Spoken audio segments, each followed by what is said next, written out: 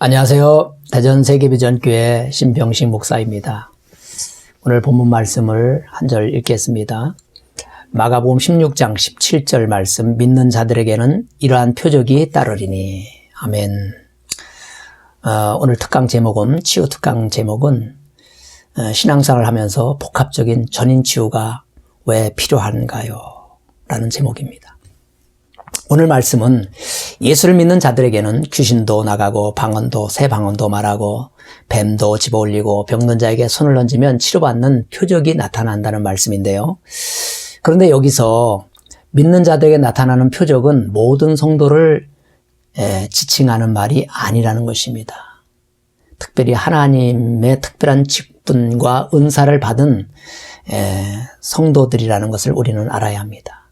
이 믿는 자라는 헬라어 원형이요, 피스티오라는 동사인데요. 여기서 믿는 자는 믿는 자 모든 성도를 가리키는 말이 아니고 특별한 은사와 능력을 가진 일부 성도를 가리키는 말입니다.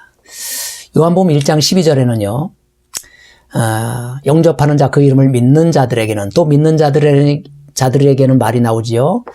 영접하는 자 그 이름을 믿는 자들에게는, 여기서 믿는 자는 예수를 믿는 모든 자를 말하는 것이지요. 예수를 믿는 모든 사람들은 하나님의 자녀가 되는 권세를 주시는 건 모든 자에게 다 주신다는 거예요. 그러나 마가복음 16장 17절에 나오는 믿는 자들에게 따르는 표적은 특별히 하나님께서 은사를 주신 일부 성도들을 가르친다는 것을 우리는 알아야 합니다. 왜 이런 말씀을 드리냐 하면요.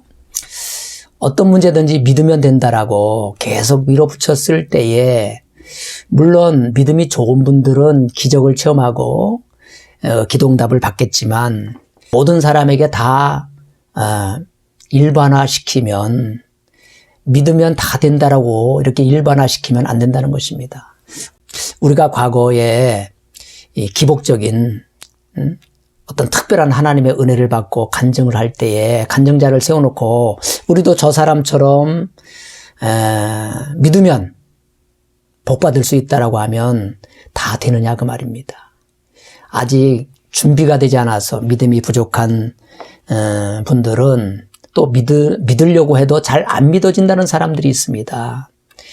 힘써도 애써도 안 되는 분들은 사실은 믿음으로 계속 밀어붙일 게 아니라 왜 저 사람이 안 믿어지는지, 무조건 믿으라고 밀어붙이기 전에 왜 저 사람이 안 믿어지는지, 무슨 정서적인 문제가 있는지, 무슨 트라우마가 있는지, 상처가 있는지 그 사람의 마음을 치유해 주어야 하는 것부터 해야 되지 않겠는가, 그런 생각이 들어서 오늘 그런 분들을 위한 어떤 대안은 없는지 이런 얘기를 한번 나눠보도록 하겠습니다.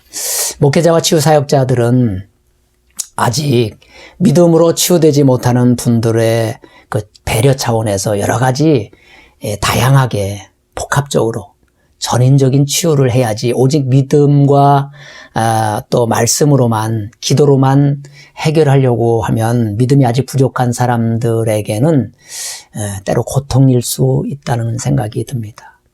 이런 쪽에 이제 좀 지식을 필요로 하는 분들은요, 심리학과 신학을 동시에 전공한 분이 쓴 책이 있는데요. 심리치료와 목회상담이라는 책을 좀 참고하셨으면 좋겠어요. 이 책이 학지사에서 나온 책인데요. 한번 영상으로 보실까요? 화면을 보시면요. 좀 어려운 서적이기는 하지만 도움이 될 거예요. 좀 복합적으로 심리학도 이렇게 적용하고, 또 의학도 적용하고, 또 신학도 적용하고, 하나님께서 주신 일반적 은총 차원에서 여러 가지 학문을 적용하면 좋겠다는 생각이 듭니다. 또 한 권의 책은요, 이 책은 좀 쉬운 책인데요. 또 한 권의 책을 좀 소개해드리면, 이것이 전인치유다 라는 책이 있어요. 이것이 전인치유다. 이 책은 양촌 힐링센터 치유사역자이신 이화영 목사님 아주 치유 경력이 아주 많은 분이에요. 이분이 쓴 아주 쉽고 재미있게 쓰셨습니다. 이 책을 좀 참고하시면 복합적인 전인치유에 대해서 좀 참고가 될 거예요. 하나님께서 우리에게 성경이라는 어떤 특별 계시를 주셨어요. 특별 은총을 주셨어요. 더불어서 육체의 병을 고치는 의학이라는 또 일반 은총을 주셨고요. 또 심리학이라는 또 일반 은총 학문을 주셨는데 이 두 가지를 참 균형을 잘 이루었으면 좋겠다는 생각이 듭니다. 어떤 분들은 신학을 공부하고 의학은 받아들이는데 육체의 병을 고치는 의학은 받아들이면서 마음의 병을 고치는 심리학, 이 상담은 받아들이지 않아요.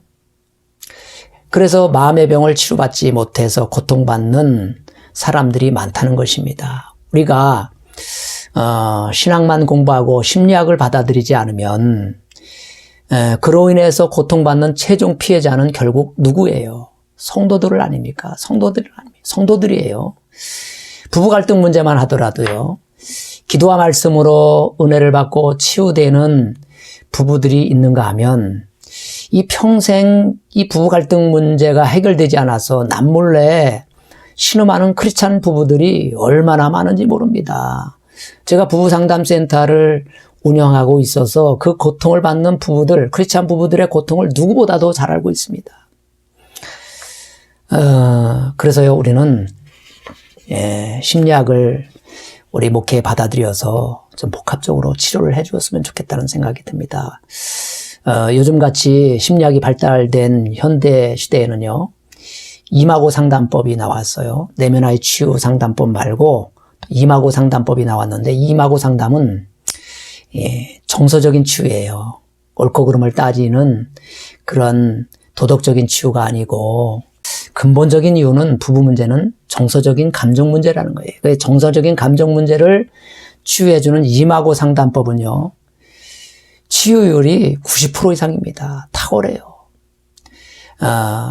지난번에는 제가 운영하는 부부 상담 유튜브 방송을 보고 전라도 광주에서 집사님 부부가 오셨는데요. 사연을 들어보니까 어린 시절 상처로 인해서 아내 집사님은 꼬치꼬치 따지는 유형이고요. 이성형이더라고요. 그러면 꼬치꼬치 따지면 남자분들은 이제 그것을 감당하지 못하고 이제 버럭 화를 냅니다. 욱하고 분노를 표출하지요. 그래서 한쪽에서는 따지고 한쪽에서는 혈기 부리고 한쪽에서는 따지고 한쪽에서는 혈기 부리고 이게 지금까지 20년, 30년 부부 생활하면서 악순환을 하고 있는 거예요.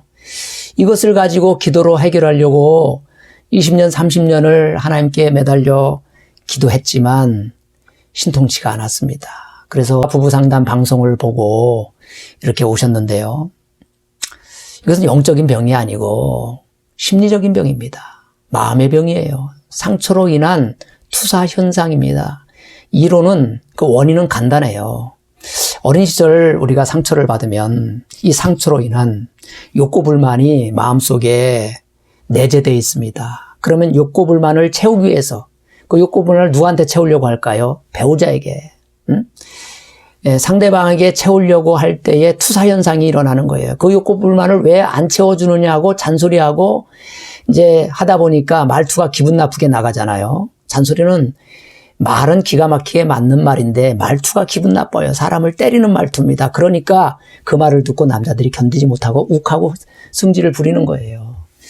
그러니까 이런 투사 현상이 일어나는 것인데 이 문제는 영적으로 기도도 해야 되지만 심리적인 마음의 문제이기 때문에 심리치료를 내면화의 치유를 해주면 훨씬 더 빨리 치료가 된다는 것입니다. 물론 이제 이 심리적인 문제가 심한 경우에는 이제 영적인 문제까지 가는 사람이 있습니다.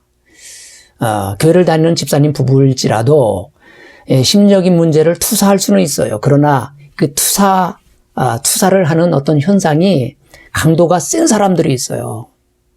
막 눈 돌아가는 사람, 성질나면 눈 돌아가고요. 막 혈기를 아주 세게 부리는 사람들, 막 그냥 영적인 현상이 나타난다는 것은 보통 문제가 아닙니다, 여러분. 사단이 그 상처를 잡고 있기 때문에 자기도 모르게 감정을 사단에게 빼앗긴 거예요. 그러면 이성을 잃게 됩니다. 그죠? 이걸 어떻게 잡아요?